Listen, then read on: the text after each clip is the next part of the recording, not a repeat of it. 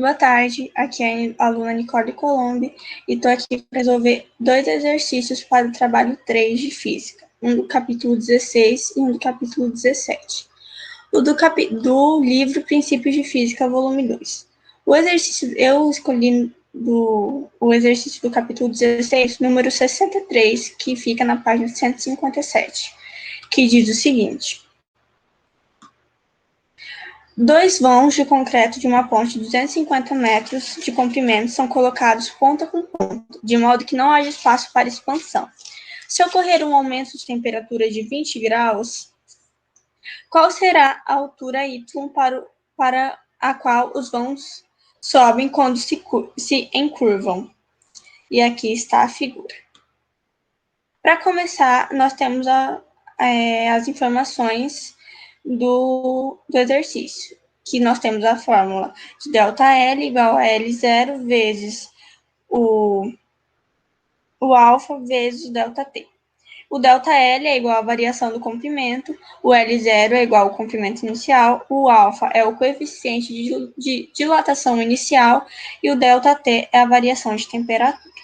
Então, aplicando na fórmula, nós temos igual a ΔL igual a 125 vezes 2 vezes 10 menos 6 vezes o 20, que o ΔL é igual a 0,03. O L, que é o comprimento, fica, então, L igual a 125 mais 0,03, que fica um comprimento de 125,03 metros. Aplicando, então, o teorema e aqui é 125, nesses dois aqui, porque a ponte tem 250 metros, então cada barra tem 125 metros. Então, aqui, para definir a altura, nós usamos o teorema de Pitágoras, que vai ficar 125,03 ao quadrado igual a 125 ao quadrado mais h ao quadrado, que vai ficar igual a 15.632,5 igual a 15.625 mais h ao quadrado. Então, vai ficar 15.632,5 menos 15.625 igual a h ao quadrado. O h ao quadrado, então, vai ficar a 7,5. Então, para tirar o ao quadrado, a gente tira a raiz quadrada, que vai ficar h aproximadamente igual a 2,74 metros. Já o segundo exercício é do capítulo 17, e eu escolhi o exercício 81, que fica na página 199, que diz o seguinte: a condutividade térmica média das paredes, incluindo as janelas e telhado da casa descrita na figura, é 0,480 watts por metro por grade Celsius, e sua espessura média é 21 centímetros. A casa é mantida aquecida com gás natural, com calor de combustão. Isto é, a energia fornecida por metro cúbico de gás queimado, de 9.300 quilocaloria por metros cúbicos. Quantos metros cúbicos de gás devem ser queimados a cada dia para manter a temperatura interior a 25 graus, se a temperatura exterior é 0 graus? Desconsidere a radiação e a energia transferida por calor pelo solo. Então, nós vamos começar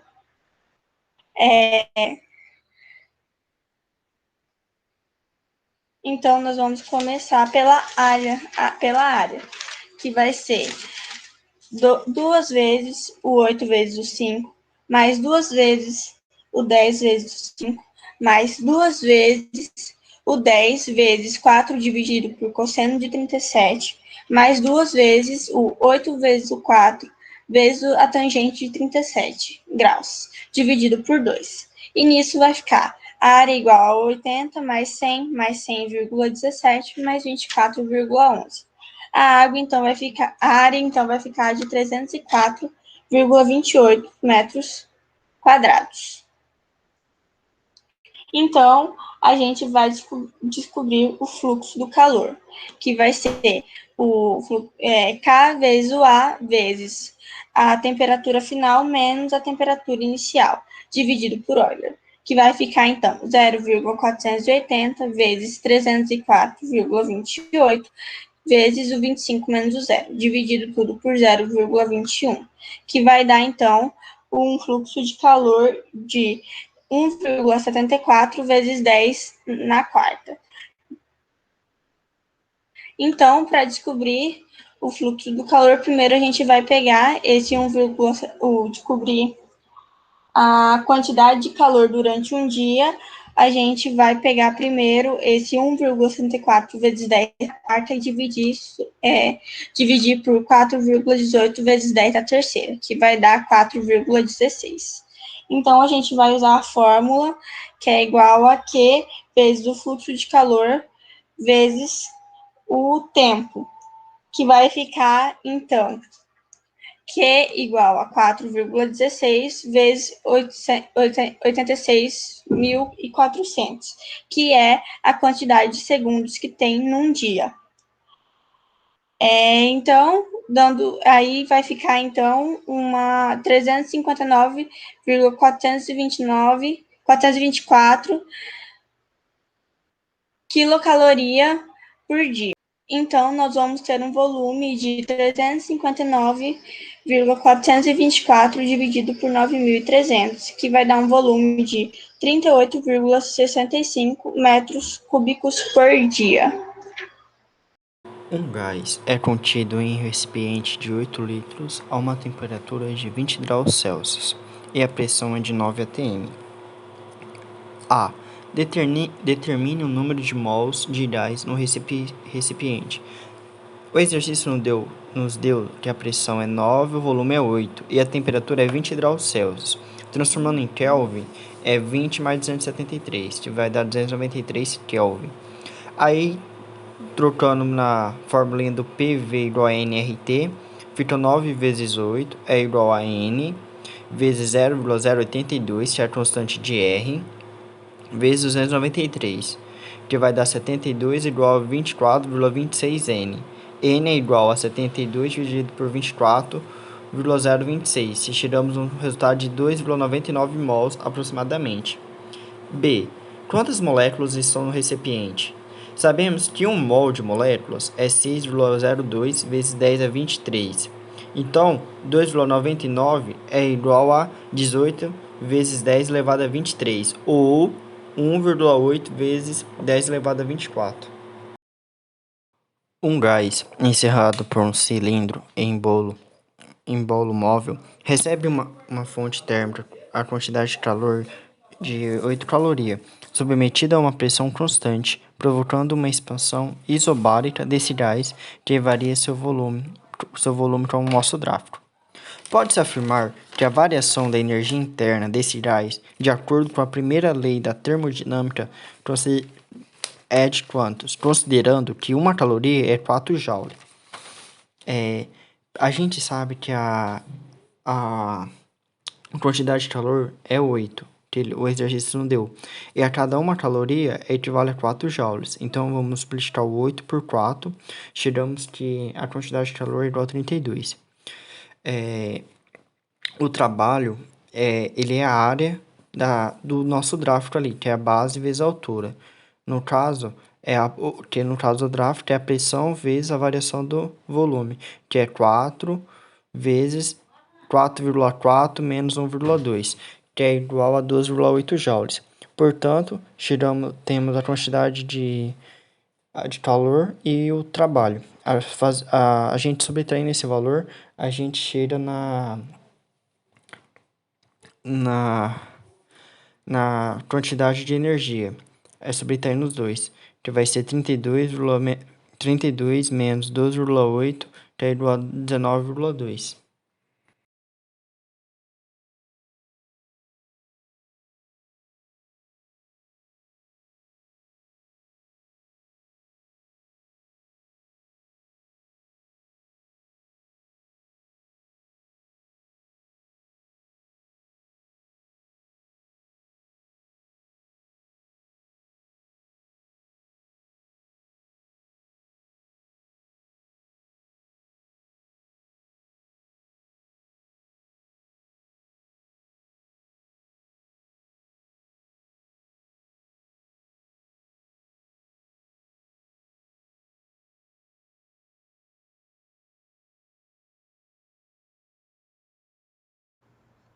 Dando sequência a mais uma atividade proposta pelo professor Elias, Física Geral 2, capítulo 16 e 17.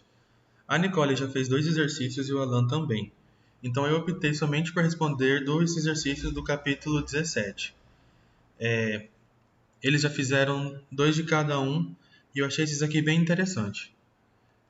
Peço perdão já pelo áudio, às vezes pode passar algum carro, alguma moto, mas vamos lá.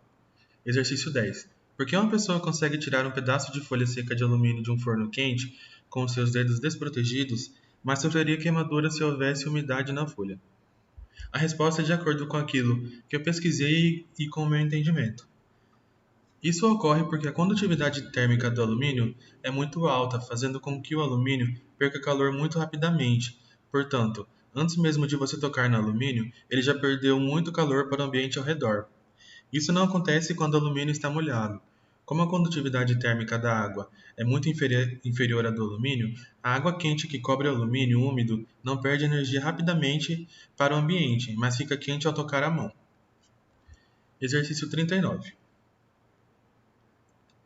Uma amostra de 1 mol de gás hidrogênio é aquecida a pressão constante de 30 K para 420 K. Calcule a energia transferida ao gás por calor, b. o aumento da sua energia interna e c. o trabalho realizado sobre o gás. Aqui nós vou dar sequência à resposta. A energia interna é a soma das energias potencial e cinética de um sistema. A variação dessa energia é calculada pela subtração da energia interna final e a inicial. A variação de energia interna de um gás perfeito pode ser calculada a partir da equação variação de energia interna, ΔU, que é igual a 3 dividido por 2N vezes R vezes ΔT, onde N é o número de mols do gás, R é a constante universal dos gases e ΔT é a variação de temperatura do gás em Kelvin. Então nós temos aqui ΔU igual a 3 dividido por 2 vezes 1 vezes 8,31 vezes, abre parênteses, 420 menos 300, fecha parênteses.